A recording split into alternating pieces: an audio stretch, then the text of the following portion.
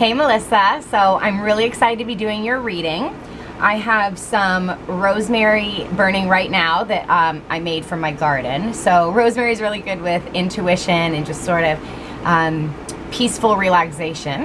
And I wanted to burn this one because when I was doing your pre-shuffle and I was doing your meditation session, I was feeling a little bit of like annoyance coming through and feeling like maybe you're feeling like a situation that should have happened hasn't happened yet, or there's something about coming into a middle ground, again, Libra, being in balance, right? So that's what I was feeling. And like maybe there was this like frustration or annoyance on your part that things weren't happening yet in whatever that situation is. Now that's all I was getting from when I was just pre-shuffling and listening to music like I like to do in my meditative session. So we will see where the cards take us.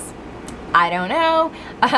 We will see. So what I am going to do is, before we get going with the tarot, I am going to go over your astrology just a little bit. And I'm talking a little bit loud, so I hope this comes through good. It is so hot here, and I have the fan going because I'm dying because we don't have air conditioning here in California because it never gets this hot. So, you know me, I'm loud anyway, but welcome. Okay, so I've missed you so much, and I hope you're doing well in North Carolina. And I also want to mention before we start this that I thought that it was really kind of amazing that you sent me that Karl Lagerfeld book like 2 days before he died. We're going to get into that in a minute and why I think that you might have known, possibly. I think you've got a pretty good intuition. And so let me go through your chart and I'm going to tell you why I think that. I'm going to start by telling you the planets that I look at in the astrology chart. And these are planets that are useful for me when I do tarot readings because it helps me understand the story that's coming through a little bit better if I know what your chart looks like. That way I know if this is probably you or another person exterior to you. Okay, so the first thing is your sun sign. So your sun sign is how you see yourself. And your moon sign is how you feel and think. So how you think and feel emotionally and mentally. Your Mercury is how you communicate. Your Venus is how you act interpersonally with your personal relationships, such as your husband, your friends, your family, but also your business partnerships. And the reason that I like to clarify that and say how important it is that Venus rules both of those aspects of somebody's life is because how you interact in your business relationships is really ultimately the same way that you should interact with your friendships and your spouse and your intimate partnerships, family, that kind of thing, in the universe's eyes. Meaning there needs to be an equal give and take in all of these areas. Balance. I know I don't really have to tell you that. You're a Libra. You're all about balance.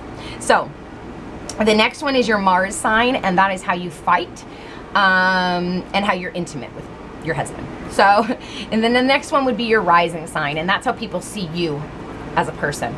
Okay, so you are a sun sign Libra, and that means that you, in general, probably don't like a lot of things to be out of balance. It's the scales, it's balance. It's an air sign, and so it's very mental. Libras in general don't like a lot of conflict. They don't like to have things be out of balance. So if you have a conflict with somebody, you're more likely to come up to them and say, so by the way, I was just kind of thinking, or maybe we could talk about this. There's not really that, hey, what's going on kind of aspect. That would be your sun sign, how you see yourself. Now, I'm going to jump to Mars really quick because you have a Mars Sagittarius.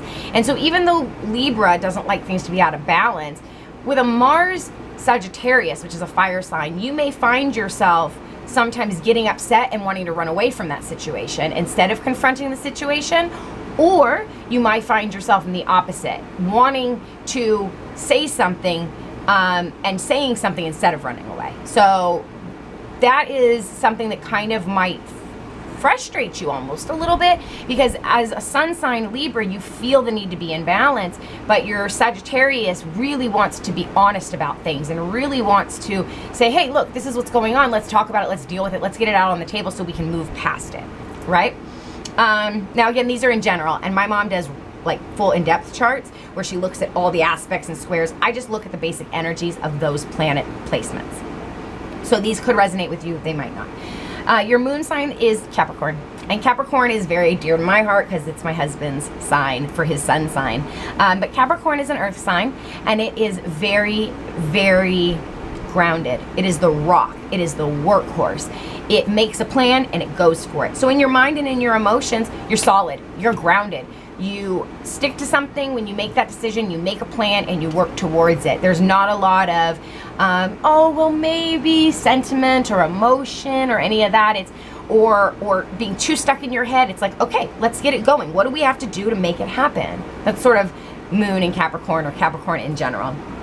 Now, your rising sign is also Capricorn, and so people see you as a Capricorn. People see you as somebody who's very grounded, who's very mature, who's very work-oriented, who, I remember you telling me one time that you won an award at school for never ever missing a day and never being absent. That's Capricorn, 100%. Let me make a goal, stick to it, be the best at it, and beat everybody else, blow everybody else out of the water, because I'm Capricorn. They tend to be multimillionaires. They tend to do very well in life because they make a plan, they stick with it, and they don't get clouded by emotions or too much anxiety or thought. And your Venus sign. Your Venus sign is the last one that I look at, and you are actually a Scorpio Venus. And I want to tell you that when I pulled your chart, I was like, this is why we got along and we get along, and why I love you so much, and I loved spending time with you when I lived in North Carolina. My husband is actually a Scorpio Venus as well. So you guys both share a lot of Capricorn traits and a lot of Scorpio traits. And so Scorpio Venus means that you're very loving, you're very loyal, you're very giving and kind to your inner circle. The people that you love and you trust, which are slim to none, because Scorpio doesn't trust very many people very often, those people are your life and your loves, and you will do anything for them, but you expect the same in return. And that's a wonderful thing. Scorpio Venus can be very possessively protective.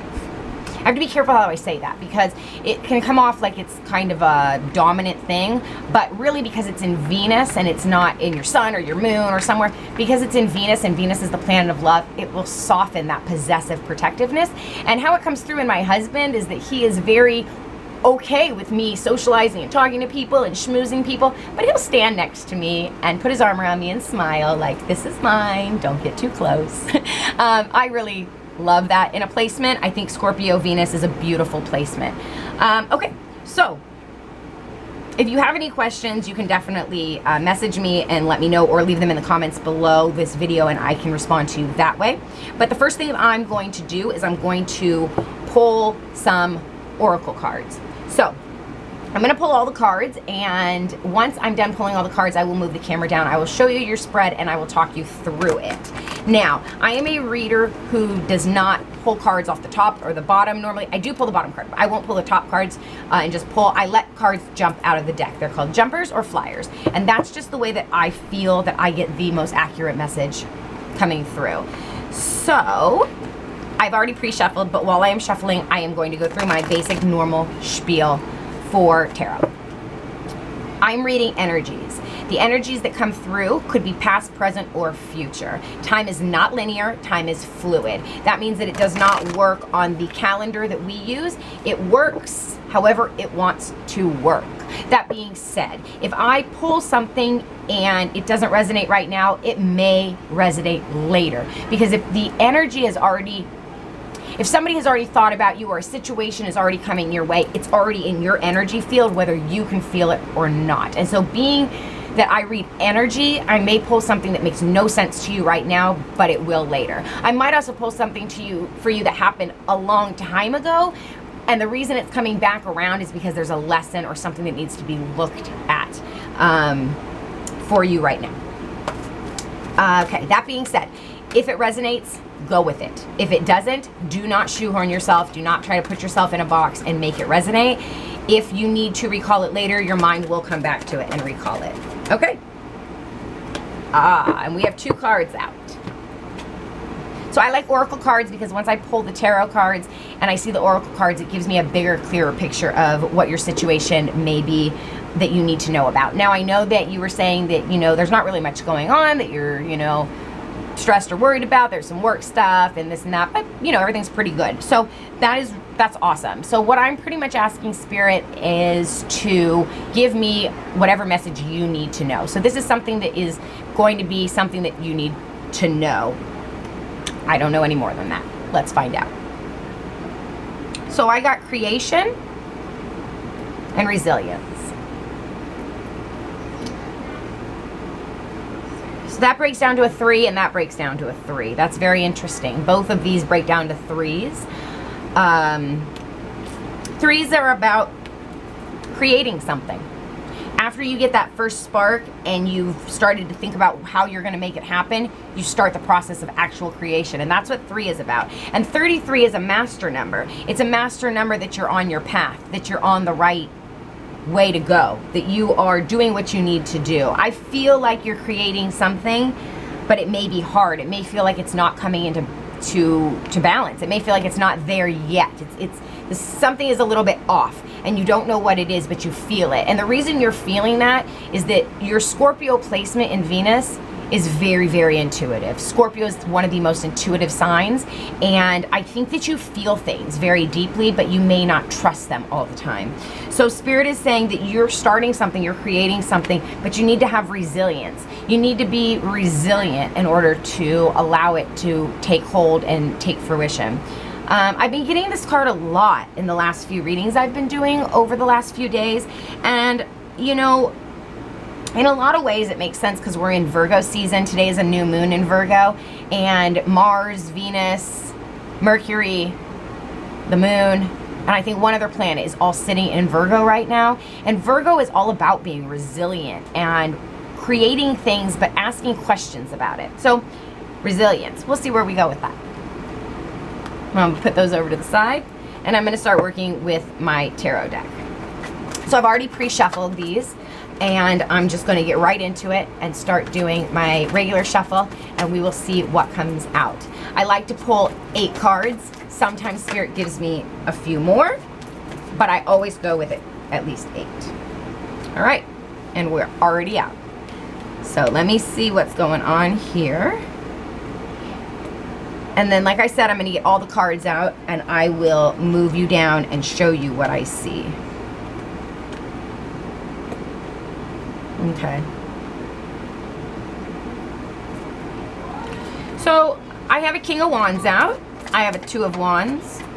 I have a Queen of Cups, 6 of Pentacles, Queen of Pentacles. Let me get 3 more cards.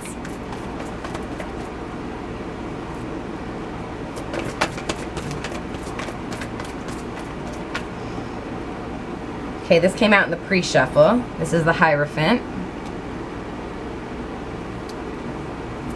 Hierophant represents, it's a major arcana. It is the only major arcana out at the moment. Major arcana signify bigger changes in your life. The other cards, like the 6 of Pentacles, those just signify little events happening. So that's good. You don't have a lot of major arcana out. The one you do is the Hierophant, and the Hierophant is going to represent higher education, higher learning, higher commitment, marriage, that kind of a thing. So this could be, hold please, I just got a bunch of cards that flew. Okay, that makes sense. All right, we have all the cards on the board, so I'm going to take you down to look at these in just a second, but I want to finish what I'm saying about the Hierophant really quick, because I feel it's important. You might be thinking about going back to school. You might be thinking about learning something new. You might be thinking about changing a path in your life, and it requires you to learn a whole new skill set, but you're thinking about it, or you're going to start thinking about it. All right, let me move you down. Okay, so the first card that we have is the King of Wands. And the King of Wands is going to be somebody who's very action-oriented. He makes plans, he thinks about things, he knows where he's going, he knows exactly where he wants to be, and he doesn't really stop. He's very passion-oriented. Could be Leo, Sag, Aries. It's a fire sign. And what's funny is when I pulled it, your Mars is in Sagittarius, and we talked a little bit about that, and I felt that it was important to talk about it early on in this reading about your Mars being in Sagittarius. So Mars, you know, represents fire and passion, and it represents how we fight and how we, you know, really intimately deal with things. And it looks to me like you're having some sort of a thought process about maybe starting something new, but you're not sure about it. Sagittarius likes to run when they get scared, right? So I'm just telling, for whatever reason, don't run. I don't know why that's coming through. There's some cards in here that signify that you want to make a change of some sort. Think it through. Don't run. Okay, let's keep going. So the next card is the Two of Wands. This is my planning card. Planning, thinking about something, putting it into action. You know, these cards together could be slightly stalkerish, and I don't want to say that you're doing that, but you could have somebody watching you, or you could be watching somebody, or you could be watching a situation to see how it unfolds. That could definitely be it too. Energies don't have to be people, they could be people, places, or situations. So it feels to me like you're maybe watching something to see how it unfolds. You're watching something to see if you want to invest your time, your energy, your love, your passion. Love doesn't have to be romantic. It can be your love of makeup. It can be your love of reading. It can be your love of art. It can be your love of baking. It could be any of those passions that you have. And so I feel like you're really wanting to figure out if you want to invest that, if it's worth it for you, because the next card out is all about balance. I chuckle at myself because this is always a theme with Libras, but then especially for today, it's like balance, balance, balance, balance has been in my head since I started your meditative session. So this is all about balance. This woman here is giving to the young guy, and she's forgetting about the old guy. So this says, hey, whatever you're looking into, whatever it is that you're thinking that you want to invest your time and your energy into, you know, you should probably make sure that it's worth it, that it's going to balance out to be the way it's supposed to be.